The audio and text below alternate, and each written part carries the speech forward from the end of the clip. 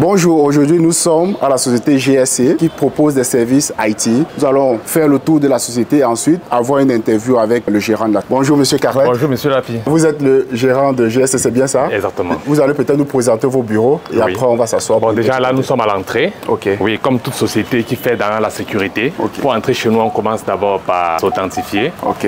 Oui, il faut authentifier. Vous êtes invité, hein? Ok, merci. Soyez la bienvenue à GSC. Quand vous entrez chez nous, vous êtes reçu par la charmante demoiselle, elle c'est Yvonne. C'est vrai que ça a changé ici, hein? La dernière fois c'était pas comme ça. Bon, oui, on fait les efforts. Tout ceci, c'est pour satisfaire la clientèle. Ah, ça c'est clair. Oui, là, vous allez à droite. Ouais. Je commence tout d'abord par vous présenter le centre de service. Ça, c'est le département technique qui commence par ici. Donc, tous les projets techniques partent d'ici pour rejoindre tous les autres départements. Okay. Le service est sous la responsabilité de Fabrice, qui est directement relié au directeur technique. Je vous ramène au département digital. Donc, tout ce qui est code, ici, c'est purement du digital. On développe beaucoup et puis on fait beaucoup du marketing digital également. Donc, nous sommes ici chez la secrétaire comptable. Elle, c'est Gladys. Ici, la salle de réunion, présentement occupée par le DT. Est-ce qu'il peut placer un mot? Ah oui, bien sûr. C'est un plaisir de vous recevoir dans nos locaux. Je suis le responsable technique, Monsieur Jim Patrick. Nous ne pensons que solutions. Nous pensons aussi apport dans les nouvelles technologies sur le matériel informatique. Nous apportons aussi un support pour tous ceux qui veulent faire des certifications. En ce qui concerne le déploiement des technologies de sécurité, GSC, c'est la référence. De toute façon, on aura une petite discussion avec Monsieur Carlet pour présenter globalement la société. Merci une fois de plus, Monsieur Carlet, de m'avoir accueilli dans vos bureaux, dans vos locaux, ici à Aqua. Oui. Donc, déjà, pour commencer rapidement, peut-être vous présenter qu'est-ce que vous faites au sein de la société. Oui, je suis Kale Yuga. Je suis promoteur de GSC, qui aujourd'hui a également donné naissance à Bon Comptoir. Ah, ok. Oui, Bon Comptoir qui est une plateforme de vente en ligne, une forme de centrale d'achat. Ok. Je vais arriver au niveau de la naissance tout à l'heure. Comme je l'ai dit, je suis Kale Yuga, ingénieur informaticien. J'ai fait l'UIT de Banjul. Ah, ok. Oui, l'UIT de Banjul. Et par la suite, j'ai également fait l'INSEE de Douala, où j'ai fait gestion des projets. Ah, ouais. Aujourd'hui, je suis beaucoup plus lancé dans l'entrepreneuriat. Ouais. Juste un petit détail. C'est vous qui avez conçu cette société? Oui, je suis le président fondateur. De la société. Moi, je l'ignorais. Hein. Comment moi, ça? Enfin, j'ignorais que vous êtes... Moi, je croyais que vous étiez le DG, oui, mais... Non. Ah oui, ok. Non. Au contraire, nous sommes plutôt en voie, dans les jours à venir, de nommer un directeur général. Un directeur général, ok, ça va, c'est super, ok. Qu'est-ce qui vous a motivé à créer cette société? Bon, il faut déjà reconnaître que depuis l'université, j'étais un jeune qui se battait beaucoup. Ouais. Oui, je faisais beaucoup d'affaires. Et après l'université, j'ai fait quelques stages. Un exemple, par exemple, d'affaires que vous avez fait? Bon, je vendais beaucoup plus de machines de seconde main à l'université. Ah, ok. Donc, j'approvisionnais même mon établissement en machines de seconde main. Ah oui? Oui. Donc, au sortir de là, j'ai fini et puis j'ai eu quelques stages. Pendant mes stages, j'ai appris quelques techniques de management et plein d'autres. Et voilà, je me suis lancé aussitôt. Je n'ai pas eu la chance de travailler en tant que cadre. Ah, c'est vrai? Oui.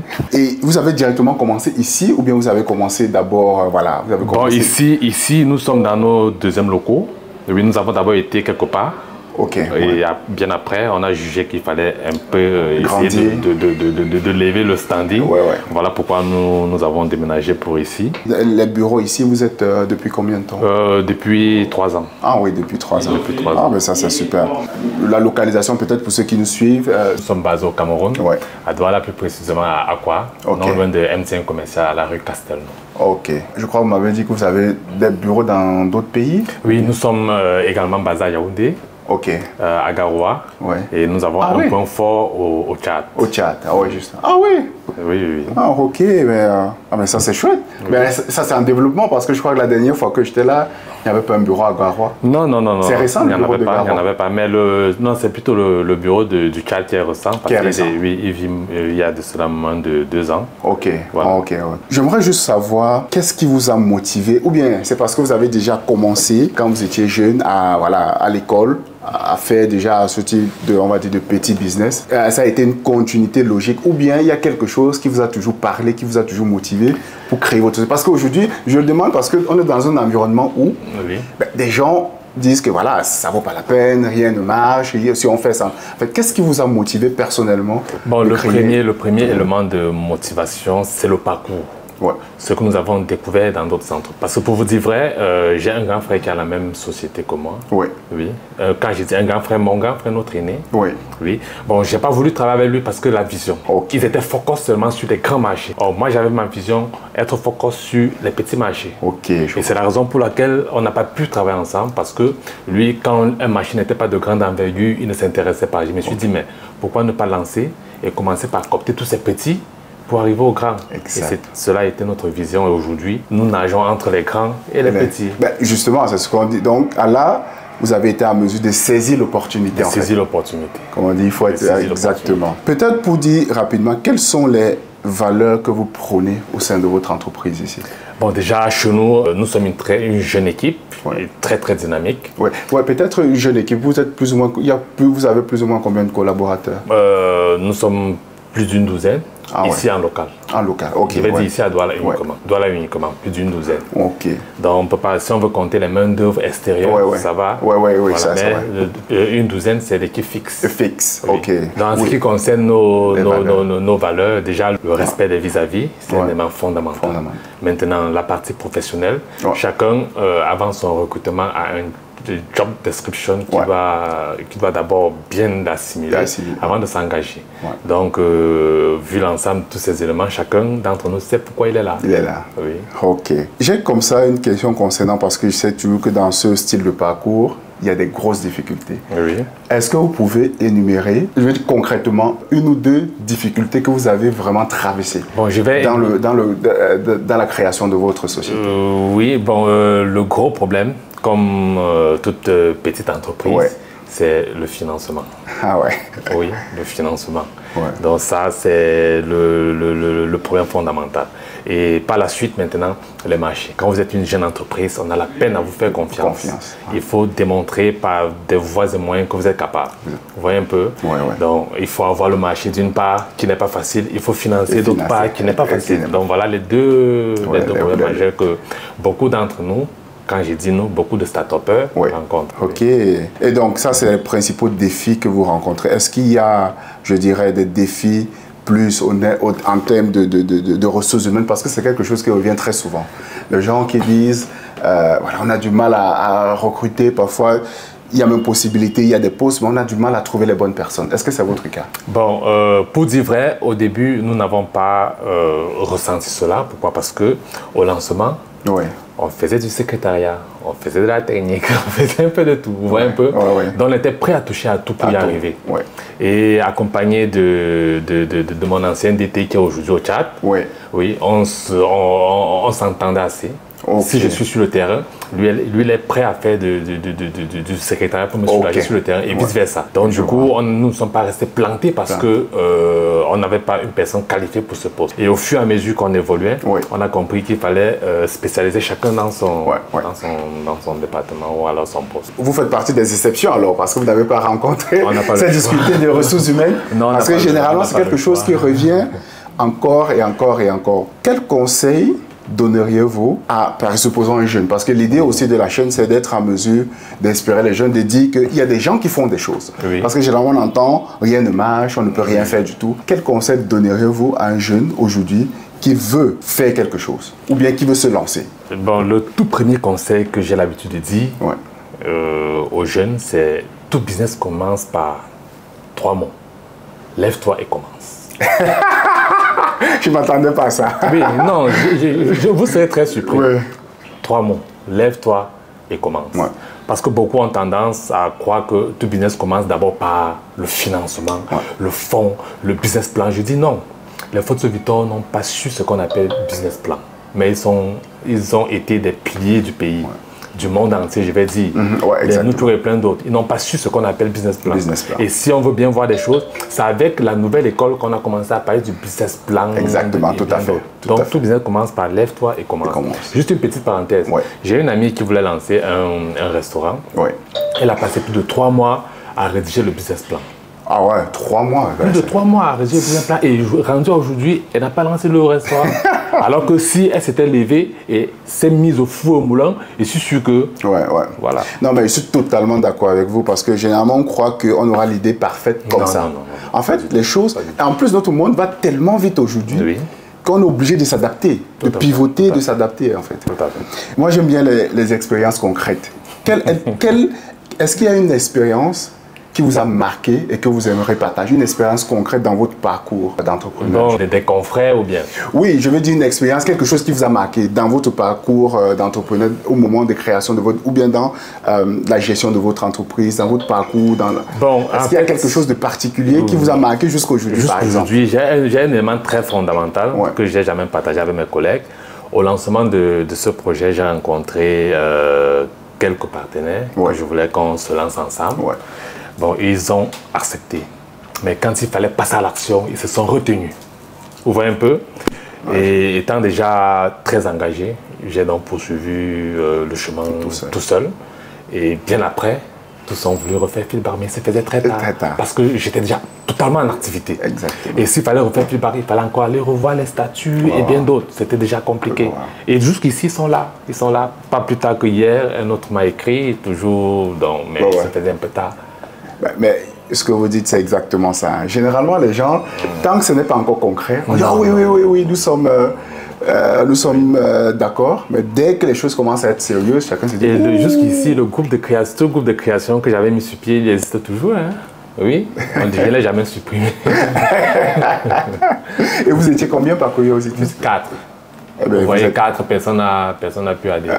Je pense qu'on a omis de parler peut-être de quelque chose de très important, les services que vous proposez. Exactement, je voulais même en venir à ce niveau. Oui, nous, comme je l'ai dit tout à l'heure, nous sommes une entreprise de prestation de services, tout ce qui est IT. Donc nous fournissons le matériel de dernière génération. Nous accompagnons dans des projets, à savoir les projets de data center, les projets, les interconnexions. Nous sommes aussi beaucoup plus centrés sur l'infogérance. Oui, vous pouvez avoir une entreprise, vous vous rendez compte que vous payez énormément cher les impressions, je vais dire les imprimantes, les impressions pendant le mois. Nous vous mettons des imprimantes à disposition et nous rechargeons. Tout ce que vous avez à faire, c'est juste mettre du papier et imprimer à nos frais. Et puis ça vous revient énormément moins cher. Et un peu plus loin, l'allocation des ingénieurs. Oui, donc un peu de la consultance, c'est ça. Vous pouvez être au pays, vous avez besoin d'un laptop, vous ne voulez pas acheter un laptop au pays, nous vous mettons à disposition un ordinateur. Vous l'utilisez pendant votre séjour et au retour vous. Donc, et maintenant, pour galvaniser la vente, nous avons mis GSC a mis à jour Bon Comptoir, qui est spécialisé dans la vente. La vente en ligne, je suppose. La vente en ligne. Voilà. Donc, voilà un peu. Les marchés, je suppose que c'est Bon Comptoir, ça touche principalement le marché camerounais ou bien il y a... Bon, nous livrons un peu de partout en Afrique. Un peu de partout. Bon, déjà que nous avons une filiale au Tchad. Donc ça encourage. Mais avec le système des expéditions et autres. Voilà. Donc, quelles sont vos perspectives dans le futur? Comment vous voyez votre entreprise dans le futur? Bon, nous avons une très Disons, quelles sont vision. Vos perspectives dans les 5 ans? Où est-ce que vous voyez? Dans les 5 ans, notre vision, notre mission, c'est de challenger CFAO. CFAO, peut-être dire c'est quoi CFAO? CFAO, c'est un des grands dealers de notre secteur. Oui, et qui est, je vais dire, managé par des Français. Ça, c'est un peu, ça, j'aime ça, par contre. C'est un grand dealer sur le terrain. Si quelqu'un vous dit CFAO n'est pas un grand dealer, vraiment, toujours est-il, c'est le plus grand dealer dans notre vision. Donc le plus grand dealer, dans le plus grand sur notre marché actuellement, c'est un Français. C'est un Français. C'est un Français. C'est un Français. Donc le marché s'attribue souvent beaucoup plus en France, un peu de partout. Donc notre vision, c'est de le challenger. Et c'est la raison pour laquelle notre équipe n'est pas fermée. Notre équipe est très ouverte et nous sommes très très bien organisés. Voilà, nous avons au-dessus de nous un directeur général et dans chaque département, un responsable, un directeur de département. Donc, avec notre vision, nous ne nous trompons pas. Ça, ce sont toujours des choses que moi, personnellement, ça me pince un peu le cœur de savoir que dans notre environnement comme ça, le plus grand, on m'avait dit que c'était un Camerounais et peut-être que le troisième, c'est un Français, je comprends. Mais que le premier, c'est un Français. C'est un Français. Ah non, mais c'est... un Français.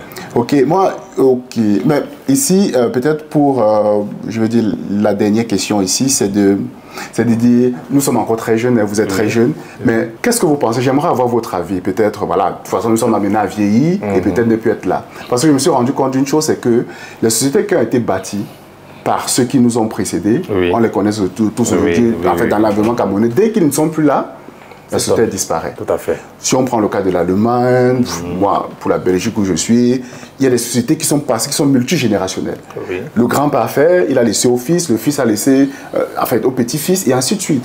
Vous, quelle est votre explication? Pourquoi, par exemple, dans notre contexte, c'est aussi difficile de faire quelque chose ainsi? Dès que le fondateur ou le promoteur décède, la société s'éteint. Elle a tendance à s'éteindre. Ça, c'est un point que j'ai beaucoup réfléchi là-dessus. Ouais. Parce que moi, je ne suis pas que manager opportuniste. Ouais. Je travaille beaucoup pour ce côté. Beaucoup. Un des gros problèmes que nous rencontrons chez nous en Afrique, Ouais. c'est de rester fermé. Vous allez voir une très grande entreprise qui n'a pas de conseil d'administration. Il est centré sur le DG. Je vais dire sur le PDG. Ouais. Le jour où il meurt, c'est normal que ça meure. Quand on a une certaine envergure, il faut se constituer un conseil d'administration pour être sûr que la société peut vivre aussi possible. Ouais, je comprends. Vous avez vu? Donc, le plus souvent, quand un milliardaire camerounais meurt, ses affaires tombent parce qu'il n'a pas anticipé. À un certain niveau, il faut comprendre que non, il faut se constituer un conseil d'administration pour être sûr que demain, si vous n'êtes pas là, chaque fois le conseil va s'asseoir, analyser la gérance, si elle n'est pas bien faite, on recule le DG et on reprend un nouveau DG et ainsi de suite. Penser en termes d'institution. Exactement. Comme quelqu'un disait, je ne sais plus qui, que généralement dans l'Afrique en général, on n'a pas besoin d'hommes forts, on a besoin d'institutions fortes. Tout à fait. Parce que nous, les hommes, nous allons passer. Oui. Et les institutions, si elles ont été bien pensées, bien construites, elles vont continuer. Par exemple. Merci beaucoup, merci beaucoup. Ben, peut-être pour le mot de la fin, si vous avez quelque chose à ajouter. Ce que j'ai à dire, c'est GSC, c'est une entreprise qui vit depuis déjà plus de 6 ans, réellement, et un peu plus de 8 à 10 ans, logiquement. Ouais. Voilà, et c'est une entreprise sur le plan physique, on la juge petite, mais qui est beaucoup centrée sur ses objectifs.